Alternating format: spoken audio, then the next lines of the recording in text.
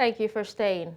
Now today, Zimbabweans are joining hands in celebration of a significant milestone in the history, which is its 44th Independence Day. Now this day marks not just the end of colonial rule, but also the birth of a nation that has shown resilience, strength, and a rich culture. Zimbabweans across the globe use this day to reflect on their journey, their triumphs, and also challenges, and the hope for a better future for all. Now joining me on the news to discuss this is a political analyst, Alex Rusero. Hello, Alex. Thank you so much for joining me at this time. Sure. Thank you for having me. And congratulations to Zimbabwe on its 44th independence anniversary. Sure. Thank you.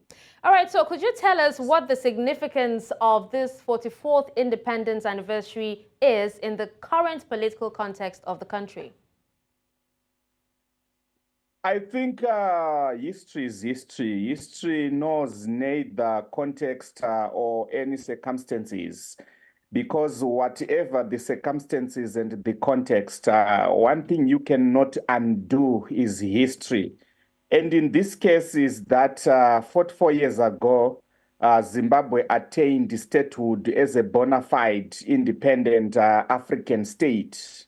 So that alone is important, and that alone is critical for all Zimbabweans from all walks of life, because the independence project, midwifed by the process of nationalist politics, that started a century of sheer endurance, trying to dislodge colonial rule, finally came into fruition in 1980. So it's quite significant. It's quite significant, firstly, as a critical historical epoch of the country, but more importantly, as a reminder of how Zimbabwe came into being as a fully fledged state that it is today. All right, Alex. Now, can you outline for us the major achievements and shortcomings that Zimbabwe has experienced since attaining, independence 44 years ago? Yeah, the first achievement is that you reckon that less than 300,000 white settlers were in charge of a state in 1980 of a black populace about 10 million. So that was quite absurd. You have minority rule. So the project to dismantle minority rule, that on its own is an achievement. And the end of minority rule also came with the end of international isolation, because prior to 1980, a rogue regime led by Ian Smith was actually deemed illegal at an international and planetary scale. So between 1965 and 1980, Zimbabwe was presided over by an illegal regime, but which was de facto in charge of the state. So that end of international isolation marked the positive steps to also end the pariah status that Rhodesia had acclaimed. But you fast forward 44 years after, they have a lot of gains.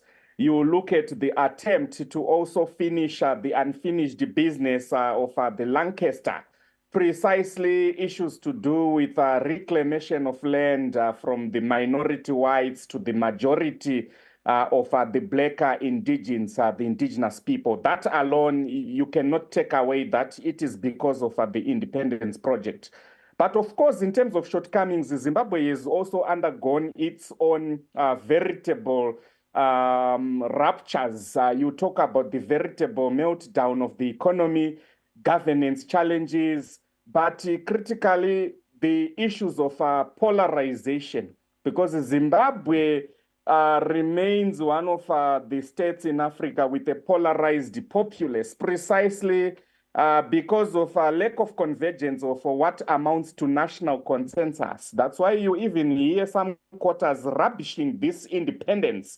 So more than just the issues of a bereft of a national consciousness that the people should grapple with, there is a lot to do with polarity amongst Zimbabweans. And the independence project ought to finish by actually coming to terms with reality that we must end this kind of polarization, because polarization poisons a nation. Of course. And you also have another critical challenge, which is Western international community obsession with everything Zimbabwe.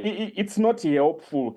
It has not been helpful for the past 23 years. You have whole states, bigger states like the United States of America, fixed on a tiny state in Southern Africa called Zimbabwe, to the extent of enacting in their domestic laws a whole law with a name Zimbabwe in form of the Zimbabwe Democracy, Economic and Recovery Act, DERA, which was enacted on 21 December 2001. So that on its own tells you the extent at which Zimbabwe cannot navigate, cannot really derive the dividends of independence, because it is still grappling with the colonial matrices of power emanating from the Western international community. So in summary, these are the challenges that we have also witnessed 44 years down the independence lane. All right, thank you, Alex. It's a good thing to know that, despite the challenges that Zimbabwe is actually facing, that they have the strength to be able to celebrate the 44th Independence Day, and also to have hope for the future that Zimbabwe will become a better country in time to come. But thank you so much for joining me and also, sharing your thoughts on this. Sure. Thank you for having us. And 44 years reminds us that we can accomplish anything as we did in 1980. Thank you. It's a pleasure. And hearty cheers once again.